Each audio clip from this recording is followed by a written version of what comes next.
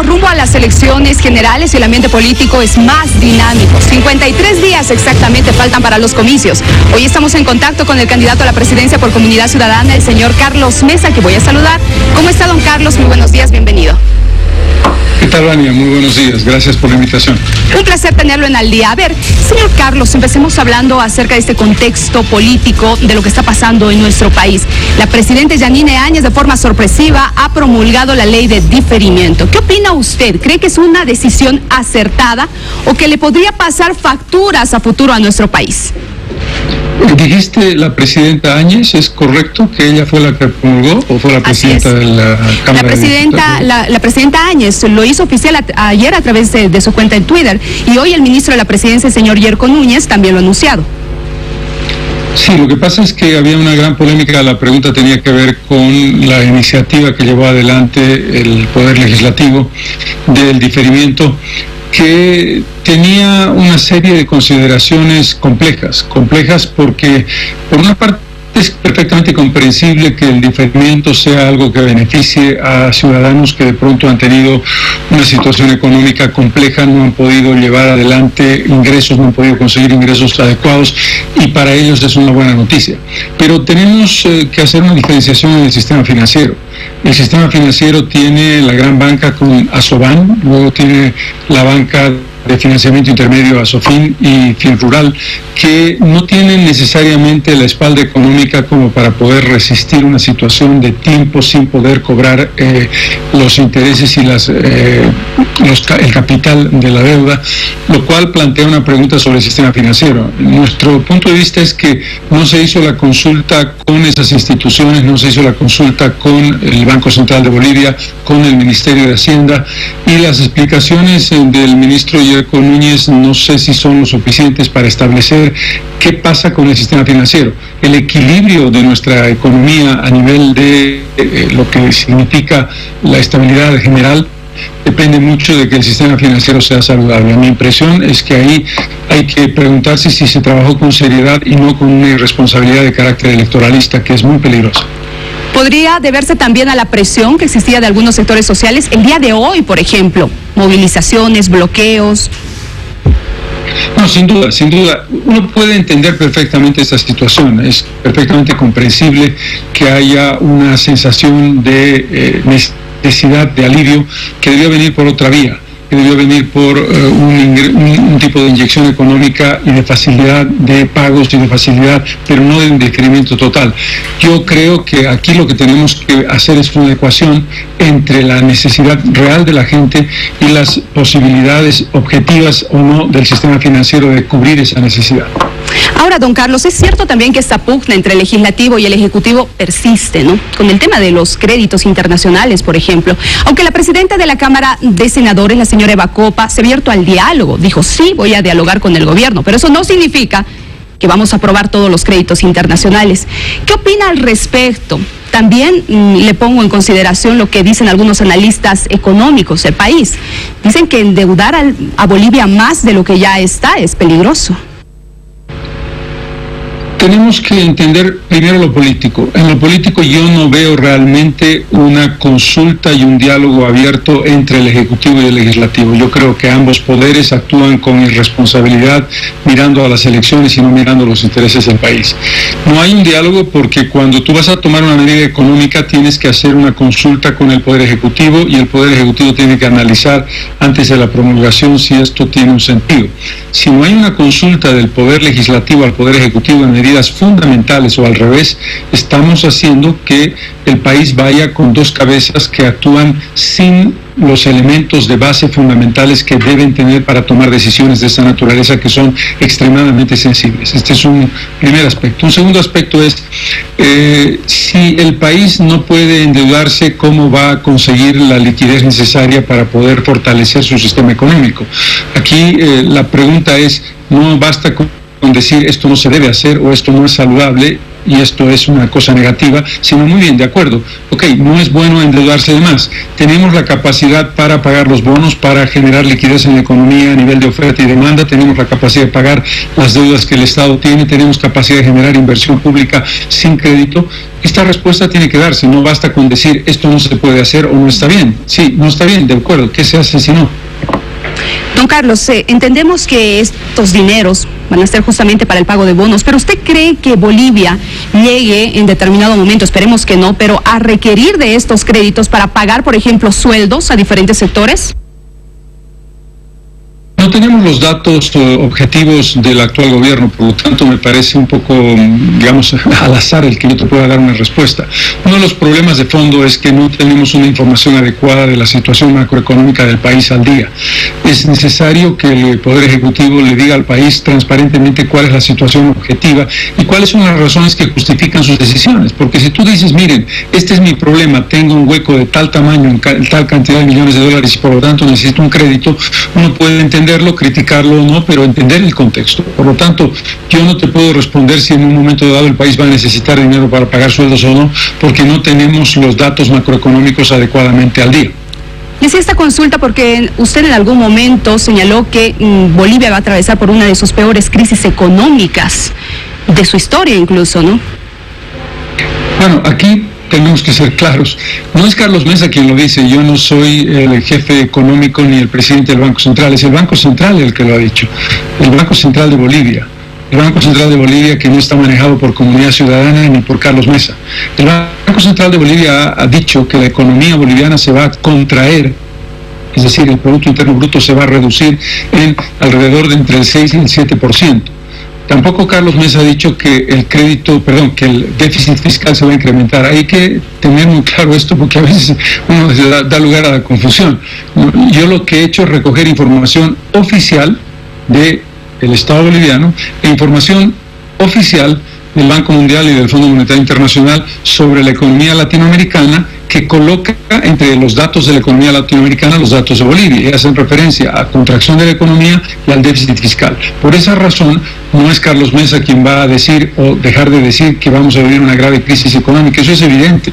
Es evidente que lo va a vivir Chile, Argentina, Perú, Ecuador, Brasil, Uruguay, Paraguay, es decir, el conjunto de la región, el mundo entero. En el caso europeo, los países más endeudados han tenido que seguir endeudándose para poder salvarse de la crisis. En consecuencia, hay que tener un contexto claro, no de quién lo dice, sino de quién recoge la información oficial. Bien, don Carlos, hay otro tema que genera incertidumbre en Bolivia y es el tema educativo. ¿Cree que ha sido una decisión acertada la clausura del año escolar? Todavía no se sabe, ¿no?, qué va a pasar con los padres de familia, con los estudiantes, en todo caso los padres de familia no saben qué van a hacer, si va a continuar las clases o no. ¿Qué opina usted al respecto? No fue una decisión adecuada, fue un error porque el concepto básico era preservar la salud. Ese no era un problema, y no era un problema por una razón básica, porque desde marzo de este año nadie fue al colegio, los chicos no estaban yendo al colegio, no es que se clausurar el año con los chicos en clases para decirles no vayan a clases para no contagiarse. Este es un elemento muy importante. El segundo elemento es, habían colegios, muchos privados y algunos fiscales, que estaban desarrollando educación virtual para tratar de compensar los problemas que tiene un desarrollo prácticamente inexistente del proceso educativo. Y eso se cortó, se impidió llevar adelante. Tercero, porque el gobierno no hizo ningún esfuerzo para establecer mayor conectividad, para mejorar el servicio de Internet y, sobre todo, lo más importante, no hizo ningún esfuerzo para establecer la educación utilizando los medios de comunicación del Estado. Creo que en ese contexto no se puede discutir, es una mala decisión. Señor Mesa, ya avanzando con esta entrevista, por favor, la presidenta Yanine Áñez ha sido criticada por otros actores políticos porque en un acto protocolar habló de política. Hizo referencia justamente a su persona, hizo alusión a su nombre. Dijo de que el señor Carlos Mesa se esconde o mira de palco cuando hay conflictos en el país. ¿Qué opina usted de esto y cómo le responde?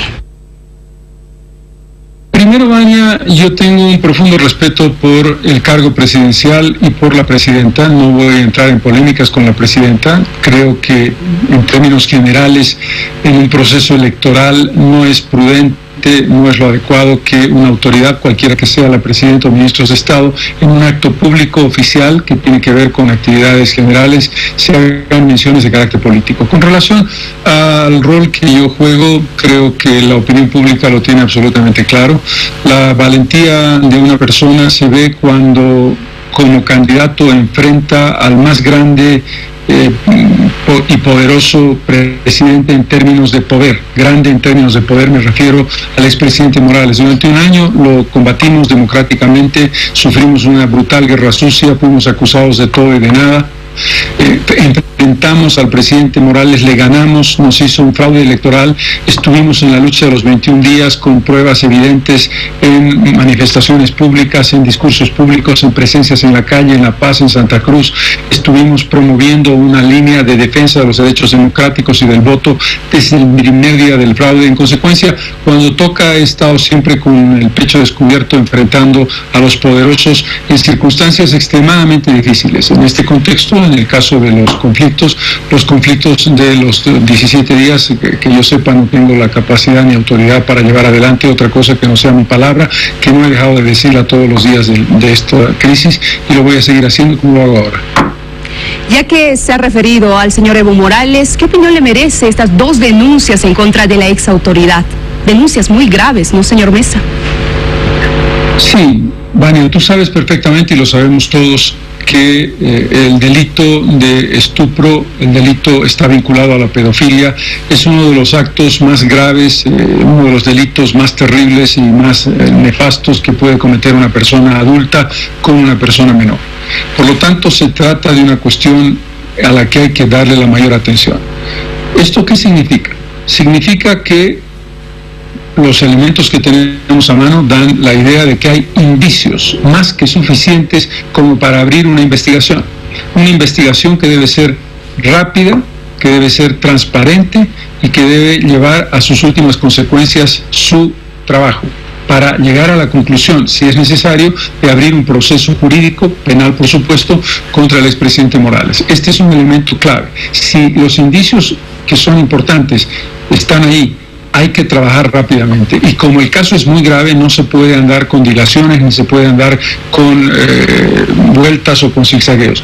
Pero algo fundamental, como el tema es extremadamente delicado, que no hayan opciones para el argumento de que se trata de una persecución política, que se haga una investigación transparente, independiente, creíble y seria.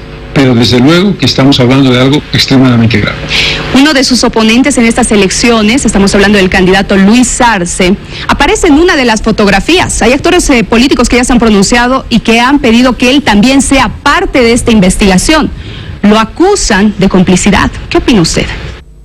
No tengo elementos de juicio, yo solamente te puedo decir como candidato que nos sacamos fotografías, 1, 2, 100, 5,000 fotografías con muchísimas personas a lo largo de la campaña, y en consecuencia para establecer una acusación tiene que haber elementos más claros que eso, pero por supuesto que sí hay que investigarlo, no estoy tratando de deliberar. Lo que yo trato de decir es que cuando se trata de una cuestión tan delicada y una cuestión tan grave, la investigación tiene que ser seria, profunda y con pruebas. Si hay pruebas de complicidad, por supuesto que se haga la acusación.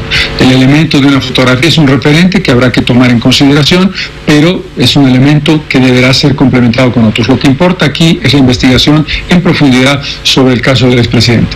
¿Cree que en Argentina debería, o el país de Argentina más bien, debería quitarle el refugio político al expresidente Evo Morales a raíz de estas denuncias? ¿Cree que por lo menos deberían analizarlo?